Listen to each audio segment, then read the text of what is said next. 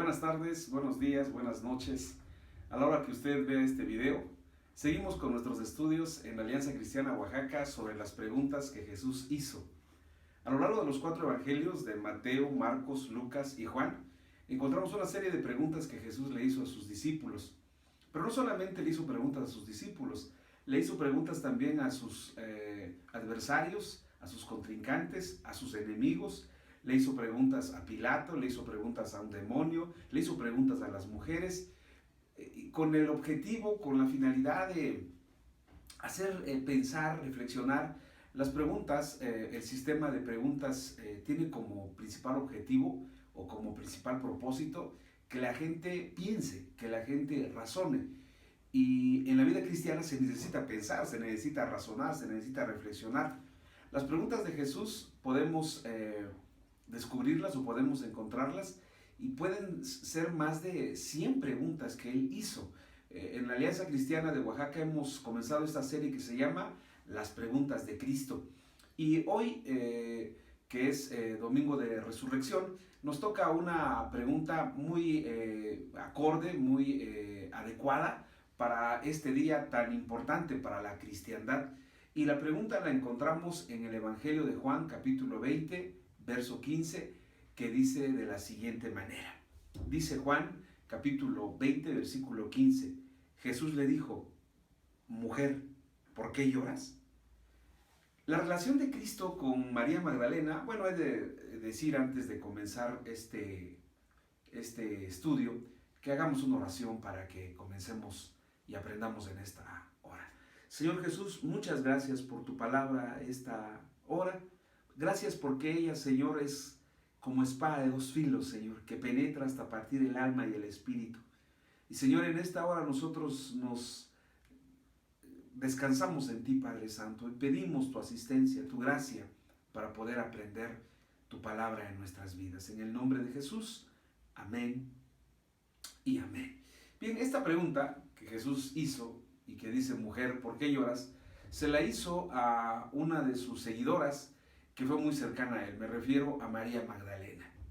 La relación de Cristo con María Magdalena fue muy afable. Ella era una mujer acaudalada, con dinero, con recursos. No la prostituta con la que la confundieron por siglos por un error de interpretación de la Iglesia Católica, sino una piadosa mujer que luego de ser liberada por Cristo de 7 demonios, le sirvió con todos sus bienes, como dice Lucas capítulo 8. Originaria de Magdala, Miriam, como sería su nombre en hebreo, se había criado en ese pueblo que algunos aseguran se encontraba en las riberas del mar de Galilea, y conoció al Señor cuando él comenzó su ministerio. Fue conocida entonces o desde entonces como María Magdalena. En Lucas 8, 1, 3 encontramos a ella mencionada con otras mujeres que acompañaron el ministerio terrenal de Cristo por Israel. Lucas es claro al mencionarla a ella y a otras féminas que servían a Jesús con sus bienes y que muchas de ellas habían sido sanadas de enfermedades y otras, como María Magdalena, habían sido liberadas de espíritus malvados. Es interesante notar que Lucas dice que estas mujeres le servían de sus bienes. La palabra bienes quiere decir patrimonio, pecunio, dinero, recursos, riquezas, bienes materiales. Y María Magdalena supo conoció a Cristo, fue liberada de 7 demonios y de inmediato sirvió al Señor. Es la única mención, hemos de decirlo, de ella durante el ministerio de Cristo. No se dice más de ella, solo reaparece durante la crucifixión y resurrección de Cristo, donde cobra un papel muy importante porque acompaña a la madre de Jesús durante esa tristísima tragedia de ver morir a su hijo. También, por supuesto, durante esos días, esos momentos, desde la detención de Cristo, su juicio, su conducción de Jerusalén al Gólgota, su crucifixión y su entierro en la tumba que prestó José de Arimatea, estuvo también el apóstol Juan y también estuvo María Magdalena y otras mujeres. Luego, cuando todos los discípulos habían huido, ella es la primera en acudir al sepulcro el primer día de la semana, junto con María, la esposa de Cleofas, y ahí conoce que Jesús ha resucitado. Y ahí mismo Jesús le hace esta pregunta que en esta hora nos servirá para reflexionar sobre uno de los aspectos más humanos que puede haber en esta vida, y que es la de llorar. Lloramos desde que nacemos y nuestra vida transcurre entre dolor y abatimiento que nos hace derramar lágrimas. A María Magdalena no le quedaban más lágrimas. Había llorado durante el recorrido de Jesús a Jerusalén, durante el recorrido de Jesús de Jerusalén al Gólgota. Había derramado su corazón cuando lo vio levantado en esa horrenda cruz. De hecho, el Evangelio de Lucas nos dice que cuando Jesús vio llorando a las mujeres, les dijo: mujeres, no lloren por mí, lloren por vosotros o por vosotras, porque si esto hacen con el árbol con el árbol verde, ¿qué no harán con el seco? Llorar, entonces, es una de las condiciones más humanas. Y lloramos generalmente lloramos por tristeza, lloramos por dolor, lloramos por sufrimiento. Por supuesto, hay sus excepciones a la hora de hablar de llorar, porque hay gente que llora de alegría, aunque eso es una especie o una condición muy, muy rara en algunas personas, pero se llora, dicen algunos, por alegría. Pero la tristeza de la que vamos a hablar, o del lloro que vamos a hablar en esta mañana, o en esta tarde, en esta noche que usted oiga este estudio, es precisamente el que viene del sufrimiento. María Magdalena seguía llorando cuando fue al sepulcro el primer día de la semana. Su tristeza era infinita. No podía con ella. El ser que más bien le había hecho había muerto, y ella pensaba que todo había acabado en esa cruenta cruz. La pregunta que Jesús le hace a ella tiene como propósito fundamental consolarla. Por eso esta hora, o en este momento, vamos a estudiar la serie Preguntas de Cristo, basados en el texto de Juan 20:15, que dice: Jesús le dijo: mujer, ¿por qué lloras?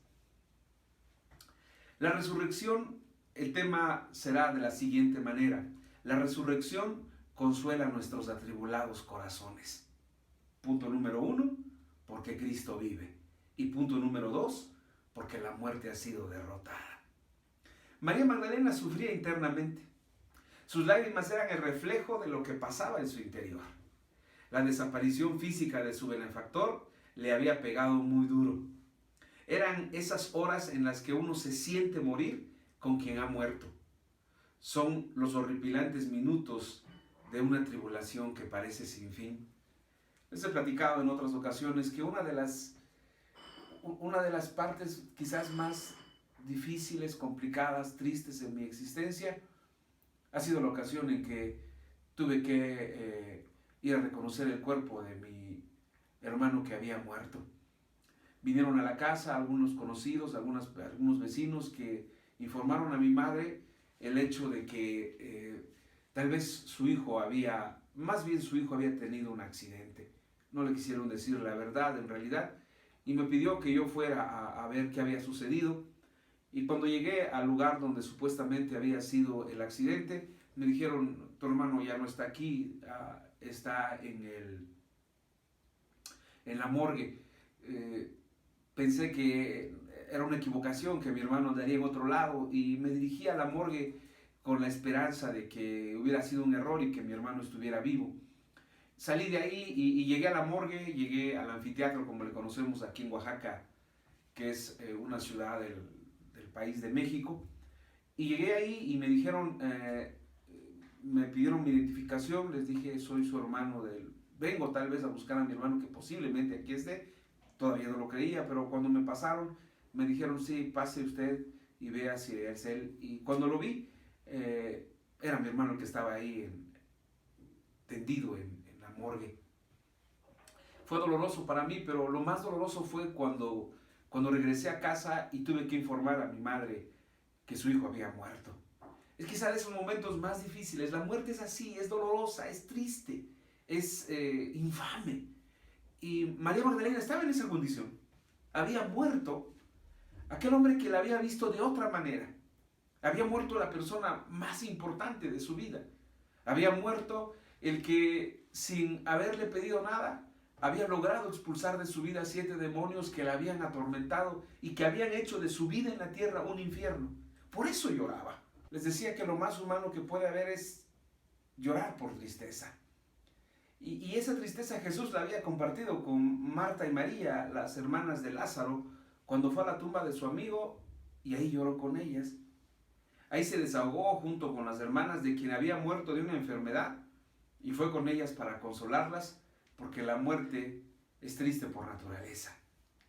Cuando vio Jesús a María Magdalena esa mañana de resurrección, fue en su búsqueda para consolarla y lo hizo con una pregunta tal vez muy sencilla y muy simple. Le dijo, ¿por qué lloras? En otras palabras, la estaba llamando a pensar la razón por la que derramaba sus lágrimas. Llorar no es malo, es hasta recomendable. Hasta Jesús lloró. ¿Por qué entonces le hace esta pregunta? ¿Por qué hay lágrimas? Bueno, ¿por qué le hace esta pregunta? Porque pienso que hay lágrimas que no son necesarias. Porque hay una clase de llanto que no debemos derramarlo. No tiene razón. Como el que esta mañana derramaba María Magdalena. No era necesario.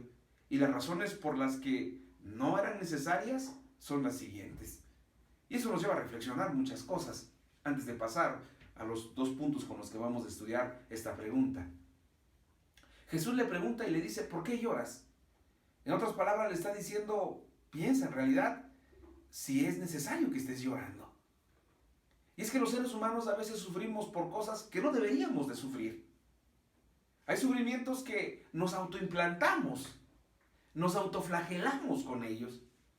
No son necesarios, no vienen de la mano de Dios. ¿Por qué? Porque si vinieran de la mano de Dios, serían inconsolables. Y Jesús le dice justamente a María Magdalena, le pregunta, ¿por qué lloras?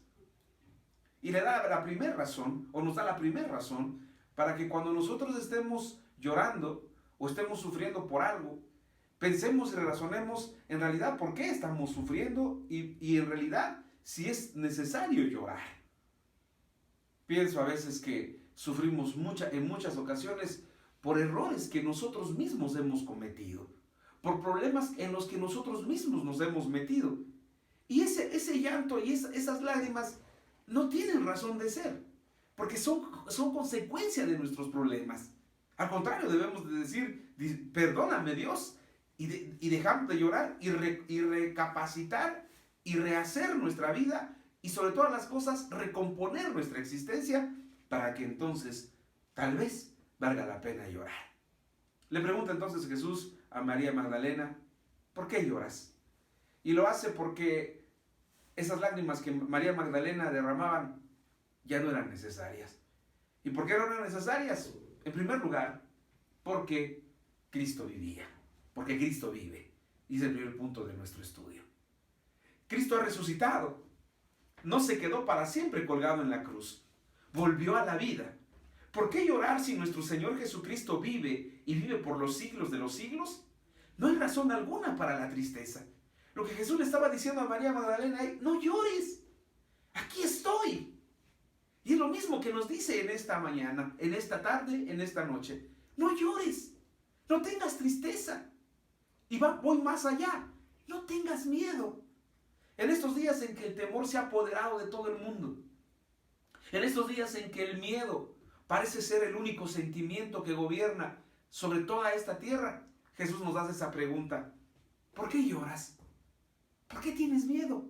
Si yo estoy contigo, si yo vengo aquí, no solamente estoy contigo, estoy en ti y soy en consecuencia la esperanza de gloria. Una y otra vez Jesús le dijo a sus seguidores y seguidoras que sufriría mucho de parte de los judíos y que moriría a manos de ellos. Pero esa derrota sería temporal, porque Él volvería a la vida. Se los dijo, se los demostró cuando resucitó a Lázaro, cuando devolvió a la vida a la hija de Jairo y cuando hizo que la viuda de Naín pudiera abrazar de nueva cuenta a su hijo muerto. Frente a la resurrección de Cristo, toda tristeza se disipa, porque si creemos que Cristo murió y resucitó, entonces también creemos que todos los que murieron en Cristo volverán a la vida cuando Él venga con todo su poder por su iglesia que está en la tierra. Los resucitará en el día postrero. Sí, Fue muy triste ver a mi hermano muerto. Y sí, hubo lágrimas, pero la esperanza de su resurrección llenó nuestro corazón. La esperanza de que lo volveremos a ver llenó nuestro corazón de satisfacción, porque lo volveremos a ver en el día postrero, cuando Cristo Jesús nos resucite a todos. Estamos estudiando la pregunta que Cristo le hizo a María Magdalena cuando le dijo: mujer, ¿por qué lloras? Y estamos en nuestro segundo punto de este estudio que hemos comenzado en este día que celebramos la resurrección de Cristo. Y el segundo punto es, el tema de nuestro estudio es: la resurrección de Cristo abate nuestras tristezas. Y el punto número 2 es: porque la muerte ha sido derrotada. La muerte sufrió su peor descalabro con la resurrección de Cristo. La muerte que fue introducida a la vida humana como consecuencia del pecado de Adán y Eva en el huerto del Edén, perdió la batalla ante Cristo. El pecado, la intención de Dios, el propósito de Dios, el objetivo de Dios fue que el hombre viviera eternamente. La muerte nunca estuvo en los planes de Dios cuando puso a Adán y Eva en el huerto del Edén.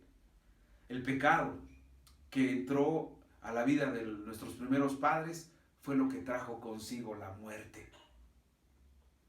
Mucha gente se pregunta y dice: ¿por qué ocurrió eso? ¿Por qué Adán y Eva tuvieron que pecar?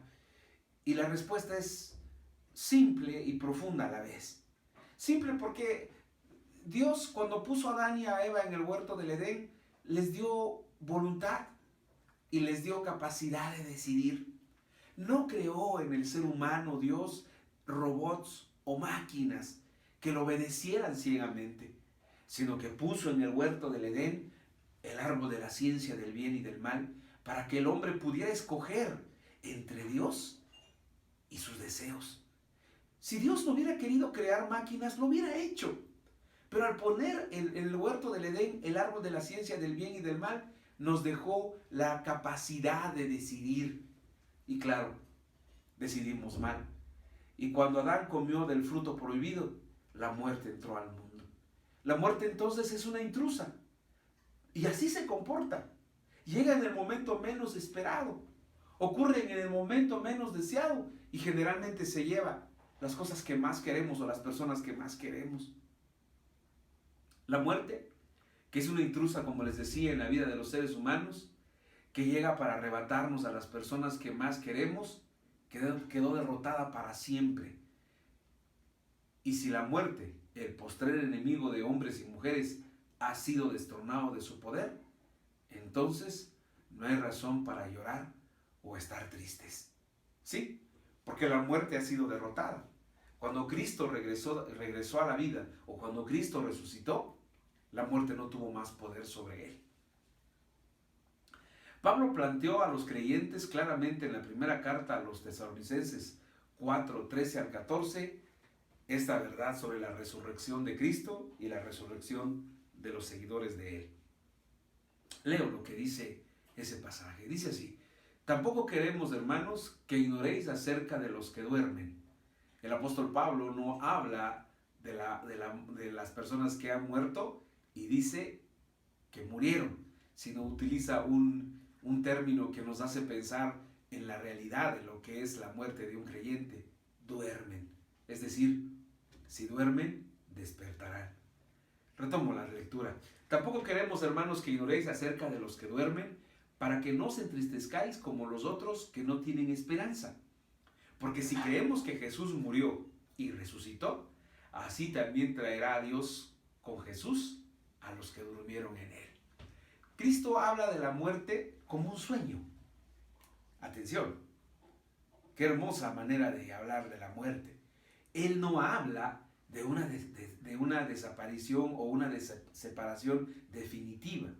Los que han muerto en Cristo, los que han muerto en la presencia del Señor, están durmiendo.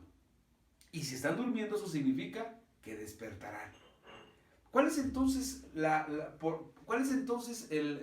a qué nos llama esta verdad? ¿O qué nos dice? ¿O qué nos enseña? ¿O a dónde nos quiere conducir la Escritura, la Biblia, cuando habla de que los que han muerto en Cristo duermen? Nos quiere llevar a que creamos en Él, a que creamos en Cristo. Porque Cristo fue categórico, fue contundente cuando dijo: yo soy la resurrección y la vida. El que cree en mí, aunque esté muerto, vivirá. Es decir, no hay por qué sentirnos tristes ni aún frente a la muerte. Pablo le dijo a los creyentes de la iglesia de Tesalónica: hermanos, no quiero que ignoren acerca de los que duermen, para que no se entristezcan como los otros que no tienen esperanza. Este mundo, de acuerdo a esta escritura, está dividido en dos clases de personas. Unas personas que no tienen esperanza frente a la muerte y otras que tienen esperanza frente a la muerte. Y tienen esperanza frente a la muerte porque han creído en la resurrección de Cristo. Cuando Jesús le preguntó a María Magdalena y le dijo: mujer, ¿por qué lloras?, le estaba diciendo esta verdad: no tienes por qué estar más triste. He vencido a la muerte. Y sabe, mi querido amigo, mi querido hermano, usted no tiene por qué estar triste. Cristo venció a la muerte. Y si venció a la muerte, ¿cuánto más no va a vencer un virus? ¿Cuánto más no va a vencer una bacteria? No llores. Estamos con el que vive y estamos del lado del que venció a la muerte y vive ahora por los siglos de los siglos. Acompáñame en esta oración. Señor Jesús, muchas gracias por tu misericordia. Muchas gracias por tu victoria en la cruz del Calvario y muchas gracias por tu victoria en la tumba que no te pudo retener. Gracias, porque si tú vives, nosotros viviremos contigo. En el nombre precioso de Jesús, amén y amén.